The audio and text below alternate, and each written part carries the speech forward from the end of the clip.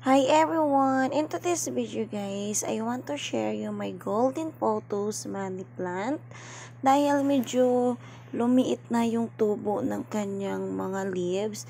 Tatanggalin natin guys. Actually, bago ko siya nilagay sa pool, maliliit na talaga yung kanyang leaves. Kasi nga, pinatrailing ko lang siya.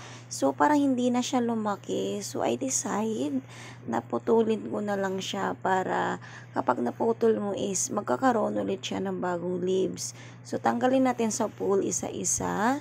And then, ikakat lang natin yung maliliit na part ng kanyang leaves. At saka, wag tayo guys matakot na putulin sila kasi si Golden Photos ay mabilis mag-release ng kanyang leaves. At ang gusto pala ni Golden Photos guys is lagi siyang moist or lagi nadidiligan. Yan yung gustong-gusto niya. Wag lang siyang i-direct sunlight guys kasi mabagal yung paglaki niya, masusunog pa yung kanyang leaves. So, kailangan nasa shaded area lang siya lagi. Ayan. So, yung mga malalaking dahon, iiwan lang natin.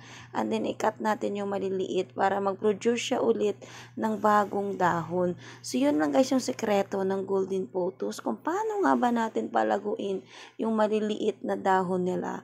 Kung paano nga ba natin palakihin yung mga dahon nila. So, huwag kayong mawalan ng pag-asa guys. Kasi, kung maliit man yung dahon nila, ang mangyayari kapag kinakat mo ay lalaki na yan. Dahil nagawa ko na yan before.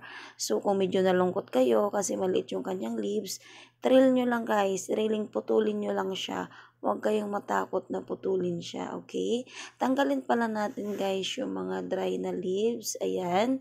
Tapos, ganun ulit ang gagawin natin. Tanggalin natin. At, tinan mo guys, yung iba, wala siya masyadong variegation, no? Pure green lang kasi nga hindi to naaarawan.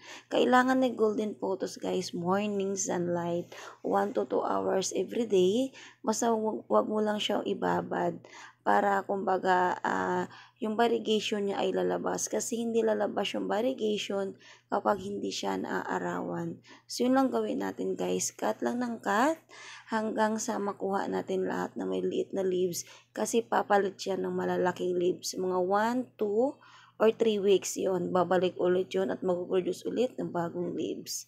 Thank you for watching.